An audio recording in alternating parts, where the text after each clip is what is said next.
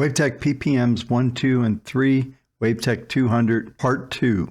As we get into this next section, I will review and go through the details of what moving averages that I use, why I use them, and then next I'll go through all of the aspects of the PPMs, including the angle of attack.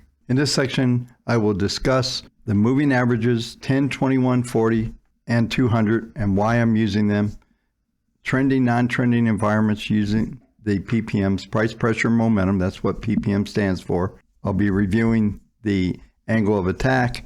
In this section, I will be discussing exactly what moving averages are being used and how they're going to help you to identify trends, both non-trending, correctional phases, the works. First of all, I use the 10, 21, 40. Part of this course, I will be giving you the scripts that I'm about to load in. I did develop a script that has all four of the moving averages I just discussed, the 10, 21, 40, and I will be putting this in the content of this video. So let's just talk for a few minutes about why these moving averages were chosen and what they're capable of doing. Now, there's three basic things that I look at when I'm looking at a trend. I believe the trend breaks down in three levels. That's why there's three primary moving averages, 10, 21, and 40. The 10 is the shortest, obvious, and you'll see that the market's trend, and in the strong periods of time, it will stay above that. In the correctional patterns, the market corrects back to the moving averages, and then we start to get into that noisy period. When the market starts to go down again, we stay well below the 10. The 10 is a key level, but the primary trend that you'll be hearing about in this presentation is the 21. It tends to be the dominant moving average. It tends to be the best place to identify trends. So within the WaveTech models and other things that we do, there's a strong consideration about that angle of attack that I'll be discussing in a few minutes on the 21 period moving average, which will be PPM2, and other characteristics that are going to continue to drive a trend as I start to break this down. But I want you to see these averages. When I get into PPMs, I'm going to show you everything at first, and then I'm going to just isolate down on one moving average and go through the rules of what you need to know. And all of the rules that I present to you on the one PPM will apply to the others. Let's apply all the PPMs so you can get the full view of them. Then we'll start to talk about the angle of attack, and then we'll go into breaking down the actual rules on a single PPM on one moving average. So we go to indicators, invite only scripts, and we're going to put them in order: PPM 1, PPM 2, PPM 3, and we'll put on WaveTech 200. So we have them all on here. PPMs to understand the trends and where the ultimate end of a trend is. So let's take off all of the indicators that are on here right now. I will leave PPM 1 on, so I'll take off all the others. So on the screen now, I have a simple 10 period moving average, which is the red line on the chart above, and I have PPM 1. Now, PPM 1 actually tells us all of the internals of the moving averages. In the indicator itself, there's three lines. The primary line is that angle of attack. The other two lines are actually the first and second derivative. Green line is the first derivative, blue line is second derivative. Before I get into showing you the exact rules, I will point out some of the key areas that I'm talking about here. On the indicator below, PPM1, start to see some acceleration. During this time, you see the angle of this moving average start to move up. This is a daily chart that I've got up here. It tells you everything about when certain elements will happen. I will get into the exact rules in a minute, but I just want you to see that angle of attack. And ultimately, when we get all three moving averages, you'll see three angles of attack happening at the same time. Going to the theory that I talked to you about just a minute ago, that there are three phases within every trend. Now, I don't care if this is a 5-minute graph, a daily chart, monthly chart. It does not matter what the time series is. It is constant throughout the time series. So in this case, you can see that angle that is occurring. So let's talk a little bit more about the angle of attack. This graphic takes the basic concept behind the angle of attack. As I mentioned earlier, it's an aviation theory. As an airplane starts to climb too sharply, the wings lose lift and rolls over. Same thing, if you think about it, happens with markets. They go up too fast, they correct back. So this really came into play when we were looking at this theory. Basically put probabilities on every point along the lines of what the hierarchy was, or basically what the probability was for to stay above or below. So let's just go into a little bit more theory here. And as we look at this chart, you can see this angle of attack. Well, sometimes when it gets here, you'll see more of a parabolic move like this, and these numbers here, this is your whole integer.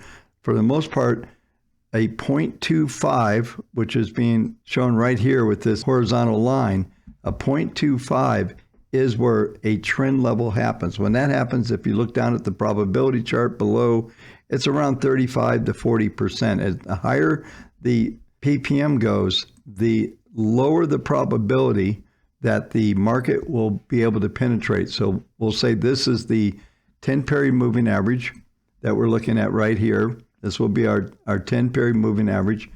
And once it starts to rise at a certain level, the possibilities of the market going through here become less and less as you go up, to the point where it's around 0.1, 0.8 plus, it's less than 10%. Now, sometimes you'll see numbers on weekly charts that'll be 2 point or 5 handle, where it'll be 5.35. That just tells you that there's virtually no probability that the market will drop below that. Typically, when that happens, you'll see when these get to extremes like this, actual moving average that we're valuing is not really going to be in play, but the elements of the trend and the strength of the trend is. Now, these indicators, the PPMs, do not get overbought or oversold. They're not like a MACD or a relative strength. That's not how they work, and I'll be going through that as we get into theory here in a few minutes and actually bring up the PPM so we can start talking about those characteristics. But right now, the angle of attack, this is what it's about. So the PPMs are attached to the 10, 21, and 40. So as you'll see as we go through this presentation, PPM 1, 2, and 3, PPM 1 is tied to the 10-period moving average, PPM 2 is the 21-period moving average, and PPM 3 is the 40-period moving average. And we do use, in certain circumstances, the WT200, which is tied to the 200-day moving average. So these are all the basic concepts that are involved in understanding at least the angle of attack. Each one of these tell us what the probabilities are, whatever that moving average value is, the probability of the market declining below it if it's a downtrend. Otherwise, it would be the probability of rising above that. So let's get into the actual PPMs here. We're just going to isolate on the 10-period moving average here and the PPM 1. These will be our key elements that we're watching for, and it's some very basic concepts here to grasp. It was approximately right here where the market got to a 0.25, and if we drew an arrow straight up from here, it was right about here in this pattern that we got a confirmation that there was a trend, and now the angle of attack was in place with that minimum trend of 0.25. Once it hits 0.25, all it has to do is maintain a 0.15 value to maintain the trend. It hits initial 0.25, it stays above 0.5. Whenever the market comes back below it, it will most likely hold that value as long as it's there. Now, there's an exception to this is when this happens over here. When we see PPM1 cross its first derivative, that's where the rules start to change. This happened when we penetrated right here. I'm going to draw this up. This was when the bar was virtually at the highs. And what it suggests, when you get a penetration of the first derivative, it suggests that the moving average will be tested. You see, we came right down to it. We held it. The next bar, we went below it. It continued to decline. You'll see the PPM, I'm just going to draw in some things here. It continued to decline to the point where it went through its second derivative, which is the cyan line. Once that happened, now it says the market is rolling over. So I'm drawing some arrows up here. What's happening is it's telling us it's rolling over, and all we have right now is the PPM1. But when those things happen, let me back this up so you understand this concept. When you get the penetration, here's a positive penetration here, that suggests that the moving average will be tested. And in this case, it was above first and second derivative. So there is approximately a 60% probability for the market to penetrate the moving average at that time. As I pointed out a minute ago, we got a confirmation approximately here at a 0.25, and then that told us that we were in trend mode. I'll break this down step by step as we go through, but the rules here are the same for PPM 2, 3, and PPM 200. As once you start to get a break above, a positive break above the first and second derivative, that tells you you're going to get a penetration of the moving average. In the case on the inverse, on this bar here is where the penetration happened on PPM1 to the downside. What that told us is that the 10-period moving average will be tested. Once we get the penetration through through the second derivative, that's now putting things into full rollover. You're starting to see negative numbers. You're no longer in trend mode at all at that point, and now you're seeing that the PPM continues to decline and the market enters into a declining market, and all of a sudden you have negative integers here telling you about this downtrend that's going on. When I show you how to combine all three of the PPMs together, then it'll make sense on how you can combine and what the information that you're getting feedback from all the moving averages, they're going to illustrate how strong that market's likely to continue. In this case, without even seeing the other PPMs, because of the way it rolled over, that this was a rollover point and that we did not get confirmation PPM3. This will make sense here in a few minutes. But I want you to know, let me back this up, go through it one more time just so you have this and you understand this concept. Because this is the basis for all of the Once you see this penetration here of first and second derivative, that says the 10-period moving average will be penetrated. It's around about 60% probability. So think about that. 6 times out of 10, you know that the market's going to rally above that moving average. So that tells you everything you need to know from a trading standpoint. If you see this happen, especially in this case, we even got an outside reversal bar. That just happened to be an incident. But you start to combine events. For right now, we're just looking at PPMs, but you confirm it with an outside reversal bar.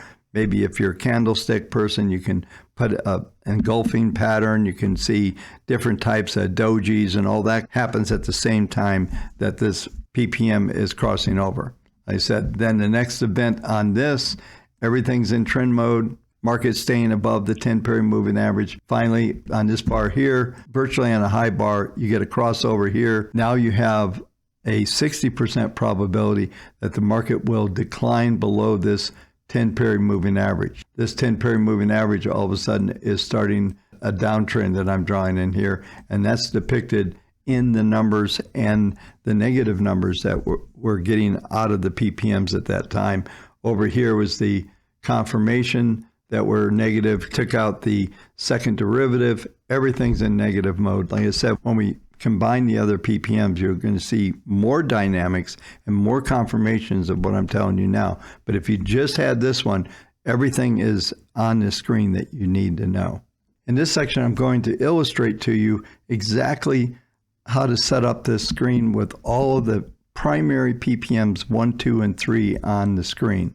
Let's go to indicators. We're going to go to invite only scripts and put them on PPM 1.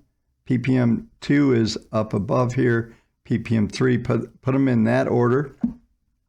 And then the other thing I'm going to do is I'm going to add in my moving averages. So I've added all of the moving averages. I want to remove the 200, so I'm going to go to settings here. I can go down here and just click on 200 and it's gone. I want to focus just on PPM 1, 2, and 3, focus on the 10, 21, 40 period moving average.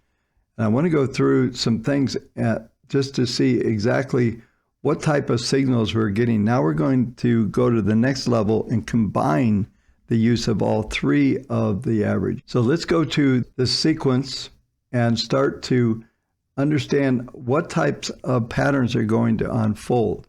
So let's take a look at what PPM1 is doing here and start to combine all three of them together. PPM1 got a crossover right here.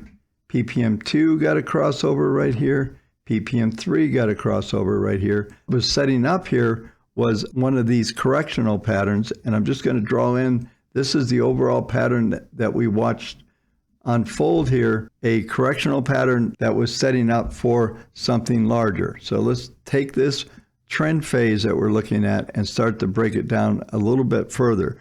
I won't be able to go in this video, but there's something you can do, as you can use the same techniques on the weekly graphs and do a multivariate where you're looking at daily and weekly and combining what's going on to see if there's confirmation on the longer term charts versus the short. In this video, I'm just going to stick to these elements. Just to set this up again, there was a crossover right here, some moving averages. There was also a crossover here. Everything came in right on this area. Now the PPM3 came in just a touch earlier. This is telling us that there is a trend change coming. The moving averages are still on an angle of attack. This was extreme. Now we're seeing everything starting to turn around here. We're seeing this bottoming pattern setting up. The PPMs are all starting to turn up right at these lows. And you see, ultimately, they get the crossovers. The crossovers tells us that when they happen in conjunction like this, that there is a big trend occurring. We saw the PPM1 come up. It starts to come back down again, but it never crosses its second derivative here. It never gets underneath this line here. And on PPM2, it did cross back over, but we got another positive crossover in here. PPM3 basically maintained above second derivative through this whole time. Trends starting to build substantially. If I were to bring up the exact values here, we would see that we are getting into trend mode over here at this time when the markets were just starting to move up. And when you get this PPM2, I mentioned earlier that the 21 period moving average is the key level.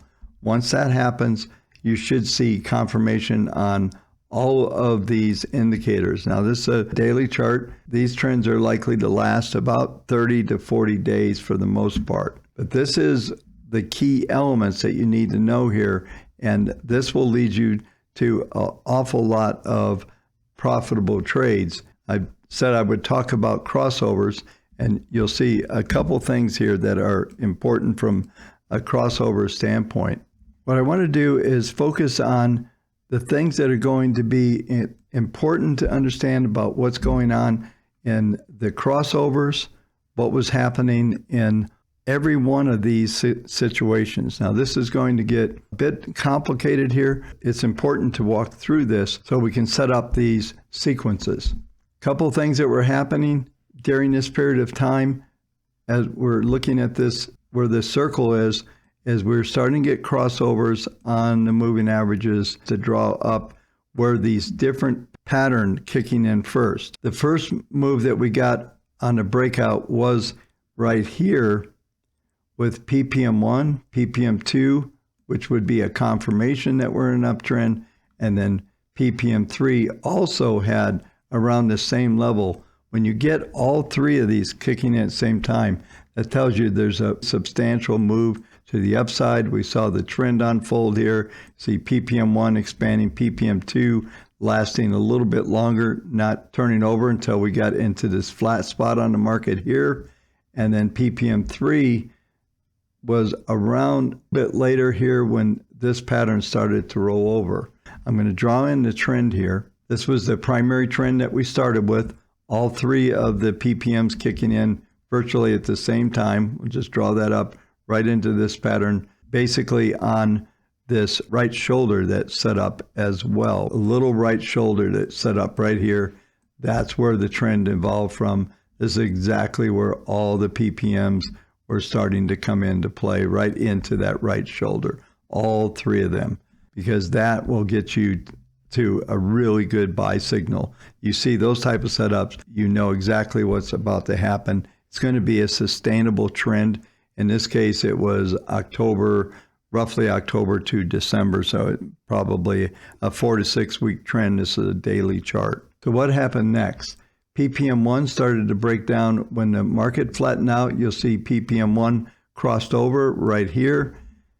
Next one that happened was PPM2 was over here. We got a crossover, and then we stayed and got the final crossover right here in this pattern. So what was happening with the markets at that time? As soon as PPM1 started to top out here, the market started to roll over. Each time we got these crossover, remember, it suggested that we're going to go into that corrective phase and we're going to test that value of that moving average. So as soon as you see the crossovers, that means a test of that value is happening.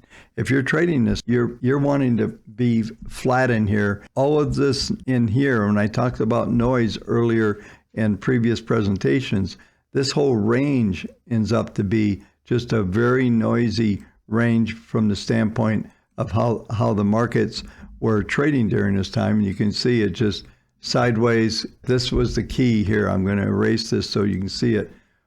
If you notice, PPM3 is tracking the 40-period moving average. Once it got below the pattern, it never got back above. Was trying to get positive. PPM1 was trying to get positive. The longer-term moving average was rolling over. But this is the 40. It was just flattening out. And a flat moving average, if you go back to the probability, the angle of attack, the closer you get to zero, the more likely the value of that moving average will be penetrated. And once that happens, now you've got full-blown downtrend here, and this moving average here is going to be the dominant trend that's happening. And during this entire time, we didn't get a crossover until right over here off of that reversal. We finally got a crossover, but look, we also got all three of the PPMs to line up again, all getting crossovers, meaning they've taken out their first, second derivative across the board, and that was a signal off of a reversal pattern. That was a signal that we were going to get an uptrend. This sequence you just kind of repeat over and over. We did see over here, PPM1 crossed over here, telling us we were already below the average. First crossover right here came in where the 10-period moving average was starting to do its rollover here and get into this downtrend that I'm drawing in. PPM2 came in over here as a confirmation. PPM3 came over here just way late in the pattern, but you already saw this thing rolling over. You can actually visibly see the moving average starting to roll over when you're looking at these patterns. You can see this little soft roll here. This is what was going on here with the PPMs.